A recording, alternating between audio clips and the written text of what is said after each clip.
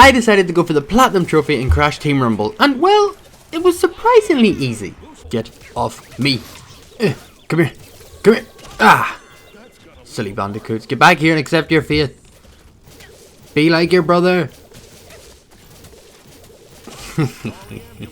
This game's too easy.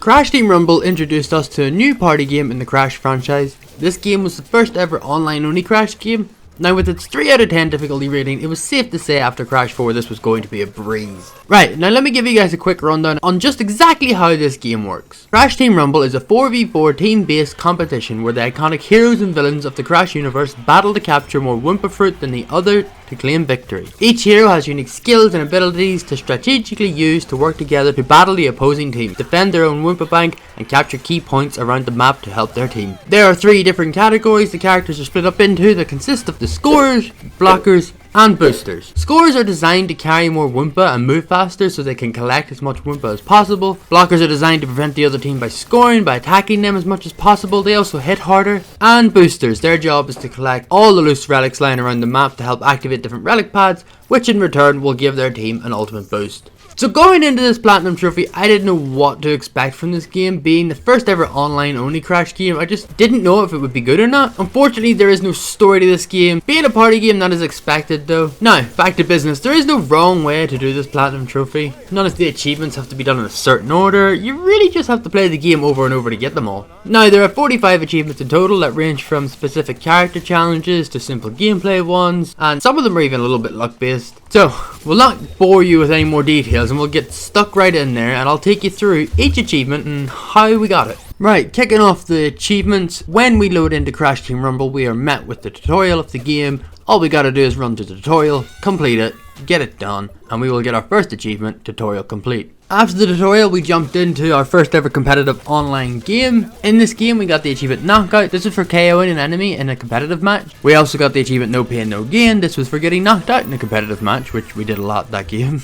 Once we eventually got to the end of this game, we got the dub and we picked up the achievement Crash Tested for winning a competitive match as Crash, and Spit Take. We got this one for winning a competitive match with the Flytrap Spitter as the equipped power. Few games deeper now and we switched over to Dingodile to try to pick up his achievement. I think it was our second game in with Dingodile. We managed to get the win with him, which gave us the achievement Dialed In for winning a competitive match as Dingodile. We also had the Healing Fridge as our equipped power, which gave us the achievement Victory Feast for winning a game with that power equipped. Go Forth and Multiply. Also during this game we earned 20% gem boost for our team in a single game. That also gave us this achievement. Moving on from Dingodile, we decided to switch up to Coco, try someone different for a bit, and we actually came into this really awesome game. The enemy team actually managed to get their Wumpa score to 1915. Meanwhile we sat on 1281, and somehow, I don't know how, but we managed to pull this game back, which was a really good feeling. I never thought a game of Crash Team Rumble could be enjoyable, but games like this are very fun. At the end of this game we picked up the achievement When Life Gives You Wumpa. This was for banking 500 Wumpa in a single competitive match. We also picked up the Contender achievement for KOing 5 enemies in a single competitive match. Right, time to pick up the speed through these achievements now so I don't bore you all to death. Rookie No More, we got this one for reaching level 2 in any season. Put a Lid On It, this was for equipping any hat in customization tab. Pack It In, this was for equipping any backpack to the 9s, and this one here was for equipping any custom gear like Coco's tablet. Fruitful, bank 300 Wumpa in one drop off in a competitive match. This was actually quite hard. It's quite situational. You gotta have the right team percentage of gem boost. Sometimes extra power-ups can help, but yeah, overall not an easy one. Teamwork for the win. Ping your team's drop off when you're 200 Wumpa off winning in a competitive match. This is pretty easy. Just get really close to winning and just go to your base and just bam R1 as fast as you can. Heavyweight Champ, KO 10 enemies in a single competitive match. This is actually quite hard. This is harder than you think.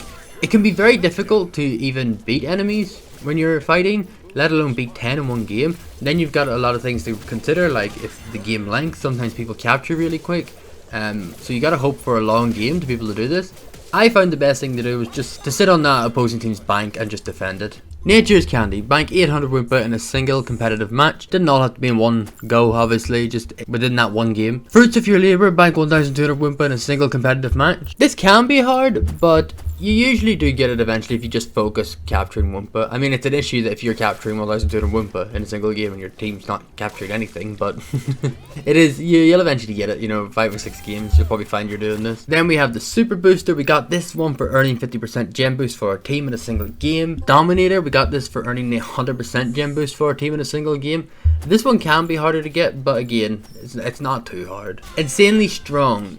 KO 5 enemies in a single competitive match without being knocked yourself. I got this one purely on luck. I think I ended up killing 3 while defending, and then I realized I was close, so I tried like playing for it then. But again, it's not easy. A game based around fighting and everyone hitting you from all angles. Yeah, definitely not an easy one. Deep Pockets. We got this for depositing 25 or more relics at relic stations in a single competitive match. You have to do this in one single game now, so 25 doesn't seem like a lot of relics, but in one game it can be quite a lot.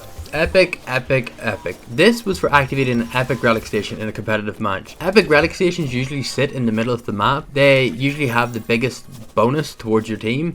I'm pretty sure they all cost 30 relics each. But yeah, usually for this you want to be using a booster character to help multiply their relics. But yeah, again, it's not that hard. You just gotta focus relics and not focus on doing anything else, and you'll get it easy. Trashy was next on our list, and this was for winning a competitive match with Garbage Dump as the equipped power.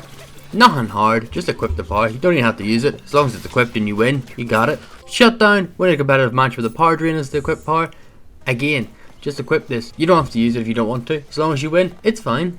In fact, the next 3 achievements were all the same as these ones. Onwards and Upwards, Extraterrestrial Bodyguard, Fiscally Responsible. All 3 of these achievements were just a matter of equipping the appropriate power and winning a competitive match. We then moved on to some character achievements that we got for simply just winning furthermore games as these characters. Cuckoo for Coco, Kicking It, I Am Cortex, Hear Me Roar, Ooze Your Way to Victory, In Trophy, Unflappable. It was time now for the character challenge achievements, and these ones again, it's not that they're very hard, it's just some of them are very situational. First up, we had Second Helping of Pancakes. As Crash flattened 2 enemies at once with a slam or super slam in a competitive match. Pretty much you just had to flatten 2 people at once. It's not that it's hard, it's just you can't convince 2 people to stand close enough to do this one. So it does take quite a few games. I think it could have took me 6 or 7 games to finally get this. Off the Wall, this was Coco's challenge achievement. I thought this one was easier. As Coco, you had to hit 20 enemies with their quantum walls in a single competitive match. This one's kind of easy. You just gotta bait people in to fight you and just spam the wall and, you know, run around it. People always jump into it. I don't know. I jump into it when I'm playing against Coco. They're really annoying, them walls. But yeah, just spam those walls as Coco. It's a lot easier than Crash's one. Up to No Good. As Tana in a competitive match, uppercut an enemy, then KO them before they land. This one isn't hard, just takes you a minute to get the timing right. But again, I think I did this on my second game as Tana. It was nothing hard, nothing impossible. Transformative, as Dr. Neo Cortex, transform all enemies in a single competitive match. Cortex has an attack where he can transform the players on the other team into animals. Pretty much you have to go around and just make sure you do it to everyone once. But again, nothing hard on this one. In the Nick of Slime, as Embryo, use a slime monster to stop a gem capture at the last second in a competitive match. Now this one was a little bit more trickier because you have to be in the right place at the right time. When the opposing team is doing a gem capture, you gotta wait to the last second and then shoot one of Embryo's slime monsters out onto the gem pad to block it. But again, in the end, we did get it with this very lucky shot as we were just falling down. It was very lucky. It was quite clutch at the time, but yeah, we did get it in the end. Burger Time, as Cat Pat heal all allies in a single competitive match. This is pretty easy, just chase your teammates and spam burgers at them. Pest Control, as Entropy hit 3 enemies with a single gravity slam in a competitive match.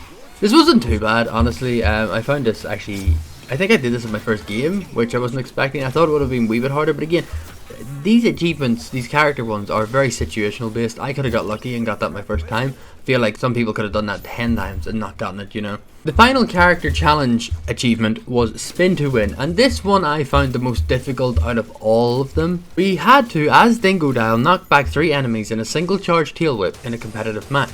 And you don't have unlimited range with it, so the problem with this one is getting 3 enemies in the same place at the same time, and even if you do that, you have to hit them all. Again, I think this took me the longest out of all of them. It could have been a good 10 to 15 games before I actually got this one. It was quite annoying, but we did get it in the end, as you can see. Felt really good when I got it. It was quite a relief. I honestly at one point thought I was never going to get this one. And boom, just like that, we now had 43 of the 45 achievements needed for the platinum. And shockingly, I got these 43 achievements so quick, I genuinely couldn't believe it. We had them done in as little as 5 hours. At this point, I thought another 5 hours and I'll have the quickest platinum trophy of my life. Yeah, well that was short-lived, because let me introduce you guys to the achievement Playing Favourite. For this achievement we had to max out any character of our choosing. Now, seeing as I used Dingodile for the longest trying to do a spin challenge earlier, I already had him up to level 6, so I thought the wisest move would be to stick with him, right? Now this achievement is the biggest grind in this platinum trophy, and I really underestimated how long it would take. The most XP I could gain per game at a max was 3000 XP. And on average I would just hit about 1000 XP. Now like most games, there is character challenges you can do to gain massive chunks of XP to help you gain levels faster. But by level 12 I had already finished all the XP challenges, which meant I would be grinding the last 3 levels all on my ones. At this point it was taking about 40,000 XP per level, which if you do the maths, 40,000 divided by 1000 is an average of 40 games per level. And if you times that by another 3, that means on average we would have to play another 120 plus games of Crash Team Rumble just to get this achievement. Yep, this sucks. Look, this achievement wasn't hard, I'm definitely being dramatic. It was definitely just boring. Not being able to change character and playing for XP rather than fun, it just made it last longer and feel like a drag. But lo and behold, 35 hours later, yes, you heard that right, we finally did it. We got the last achievement, meaning we were now Crash Team Rumble Platinum Trophy holders. Now I would say at least 10 of these hours were the game left sitting in the menus when I got distracted and went to do something else. But still, about 20 hours to max out one character. Yeah, no thanks. Safe to say I won't be maxing out anyone else in this game. But overall, Crash Team Rumble is a fun game if you play it in small amounts. Grinding the platinum non-stop definitely sucks the fun out of the game. But overall, a fun game. I do recommend this if you're looking for an easier platinum. It's definitely not challenging, just a grind. But anyway folks, that's gonna do it for me today. Hope you folks enjoyed. As always, leave a like rating down below and subscribe if you're new and you like the content, as it really does help out the channel. And yeah, with that all said and done, I will see you guys in the next one.